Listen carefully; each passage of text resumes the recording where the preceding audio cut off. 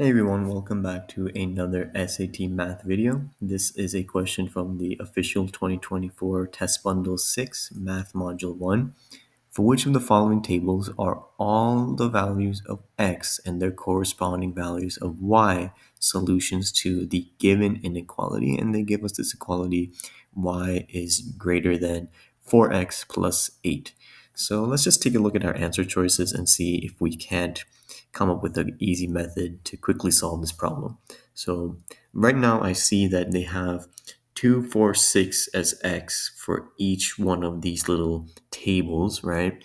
And our inequality isn't super complicated. It's just 4 times x plus 8. So what I would do is basically plug in 2, 4, and 6 to this inequality and just kind of figure it out from there, right? To me, that just seems like the fastest way to do it rather than having to do any sort of like fancy math or mental gymnastics, right?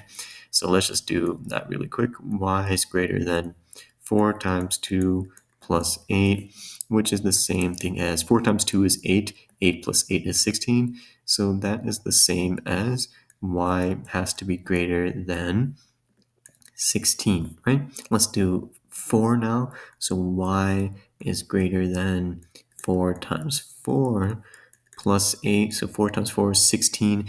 16 plus 8 is 24.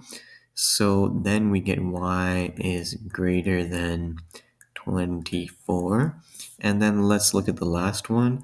We have y is greater than 4 times 6 plus 8. So that's 4 times 6 is 24. 24 plus 8 is 32. So then we have y is greater than 32, right? So when we have inequalities, the solutions to the given inequalities have to be any values of y greater than 16, 24, or 32. It cannot be 16, 24, or 32 because remember, it's just the greater than. The alligator mouth eats the bigger number, right?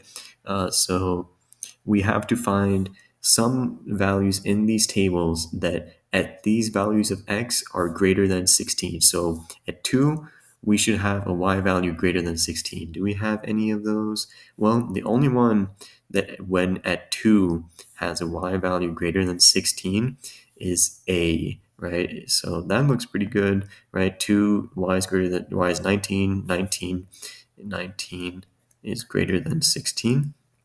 So that checks out. What about for the second one? 30 is greater than 24, so that checks out. And then 41 is greater than 32. So it kind of looks like we only needed to do just, we only really need to solve for the 2 of when x equals 2, because that kind of showed us the answer immediately.